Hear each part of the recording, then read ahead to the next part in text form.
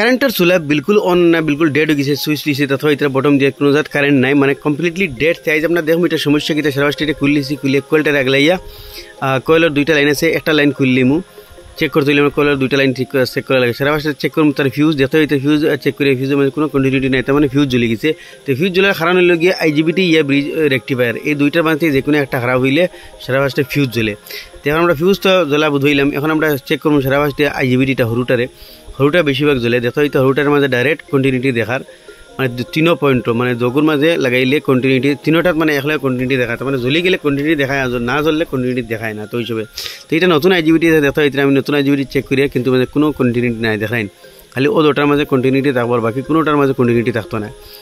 উল্টাই ও 2টার মাঝে কন্টিনিউটি আইব ওদের আর বাকি জিনের কন্টিনিউটি আর না। তার মানে এটা আমি খুলে লিছি, এই আইজিবিটি খারাপ হয়েছে, লাগাই দিয়েছি, আবার সোল্ডিং করে তোলা স্পিডে দেখাই লিছি। এখন আমি ফিউজটারে বাইপাস করে দিব, দুই মাথা 2টা ওয়ার জয়েন্ট দিলেই মো তাকে ফিউজ হয়ে যাব, মানে 10 এম্পিয়ার হিসাবে। এখন কারেন্টটা লাগাইছি, সুইচ দিয়ে দেখা হইতে আপনার তো চুলা অন হয়ে গেছে। এখন যে কোনো রাস্তা বইলে চুলাটার মাঝে গরম হইব। এর আগে কিন্তু বাতিও আইছে না, লাইটও আইছে না। তো আশা করি ভিডিও আপনি তোর ভাল লাগে, নিশ্চয়ই একটা শেয়ার করে দিবা, আর এগুলো লাইক করবার লাগে ফাউরিবা না, এইরকম ভিডিও দেখবার লাগে ফলো করবা।